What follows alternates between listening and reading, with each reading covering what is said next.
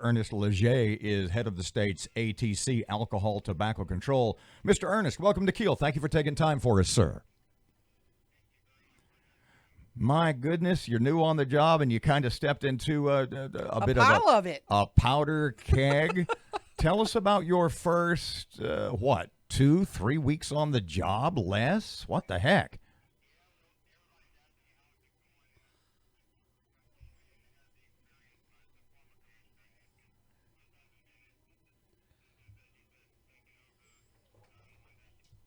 Unique circumstances, not only with COVID, but obviously we've had storms and seems like everything else. I'm waiting for the locusts to show up. Well, I guess we can go with the cliche, things flow downhill. Are you feeling that?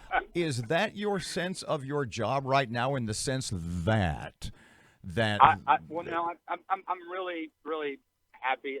Look, I've been here. I've served in other capacities. I've been the attorney supervisor, chief of staff, deputy commissioner, and now commissioner. So I'm not new to the agency, which is actually very unique. I don't think we've ever had a time where there's been a new commissioner who's had 5 years OJT, right? So I enjoy the people I work with. I enjoy what we do generally, but certainly these are unique times and presents its own challenges. But we'll get through it. We'll get through it as a state and as an agency and as individuals, obviously. Well, give us a sense of the lay of the land across the state. There's a lot of bars that have been forced to close of late.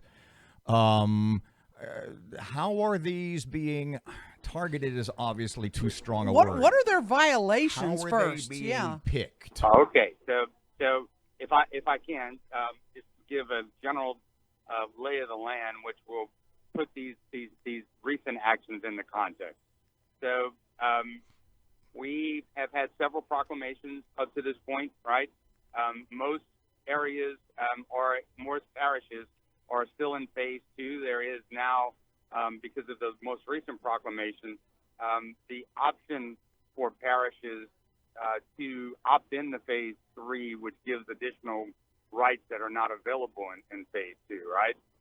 But the parishes have to opt in. They have to meet the minimum qualifications, which essentially is having a COVID positivity test rate of less than 5% for 2 weeks. Once the parish opts in, then the rules change not only for bars, but for all businesses that serve alcohol. However, as I mentioned, most of the state, most of the parishes are still in phase 2. In phase 2, if you have a bar permit, you are not allowed to be open. The state has been very gracious.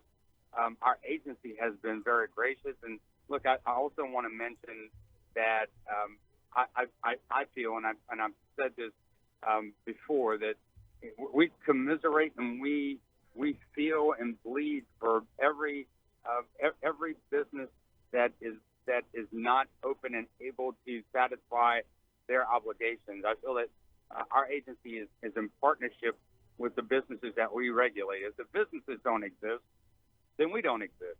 I tell our folks every day, we are very blessed and very fortunate that we're state employees, and that the people of the state pay our salaries, and that every 2 weeks we get a paycheck, because there are a lot of people who are trying to figure out how to make ends meet. Of the bars you guys went in and shut down, there were about 24, I guess, most in South Louisiana.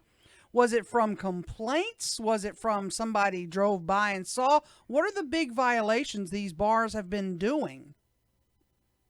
So the most recent citations and suspensions are because of non-compliance with the governor's proclamation. And we will respond to issues in any one of several different ways. One of them is complaints.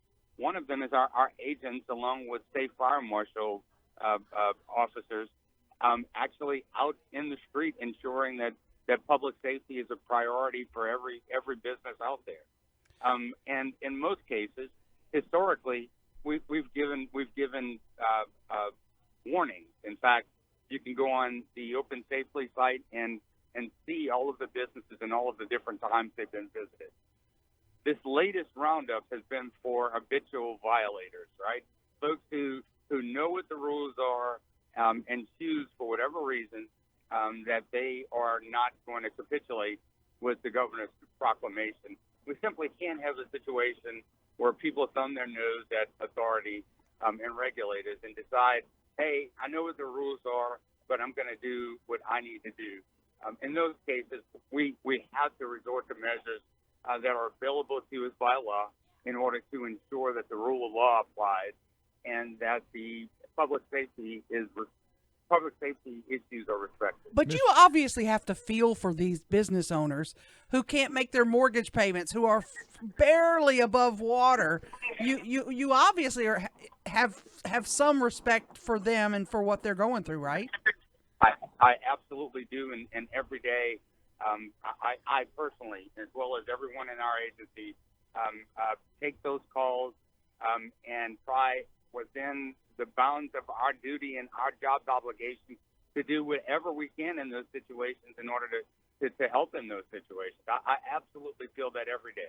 Mr. Ernest, and it's part of our decision making. when you said habitual violators, what is the biggest habitual violation?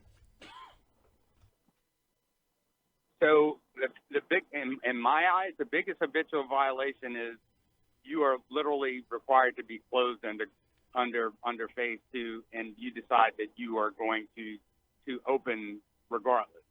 That's the biggest violation. That's the biggest non-compliance issue that can subject you to an emergency suspension right now. Let me ask you one question. COVID-19 spreads after 10 p.m., but now it doesn't. It spreads after 11 p.m. I know everybody's joking about that. That must have been something you went, wait a minute, what's this change for? Explain from your point of view why the change from 10 p.m. was made to 11 p.m. So you'll recall, I know that you guys stay in touch with everything that's going on. One of the issues during phase 2, the governor and the government was actually sued by bar owners. There was a claim that the rules did not apply equally to all types of institutions serving alcohol, right?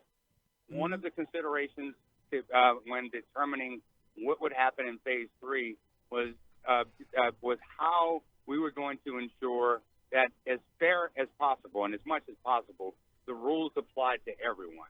So there was an original time period of 10 p.m. set up. There was some pushback, honestly, with respect to that being an arbitrary time and businesses wanting to take advantage of business as long as they could. The governor and the leadership team took that into consideration and decided that 11 o'clock was doable. It's a concession. It's not a dictatorship, and we are literally working with business and industry to try to put together the best and fairest policy that we can while still ensuring that public safety is a priority. Mr. Ernest Legier, he is the commissioner of ATC, Alcohol, Tobacco Control in Louisiana. Thank you, sir. Appreciate your time. Most appreciated. Anytime.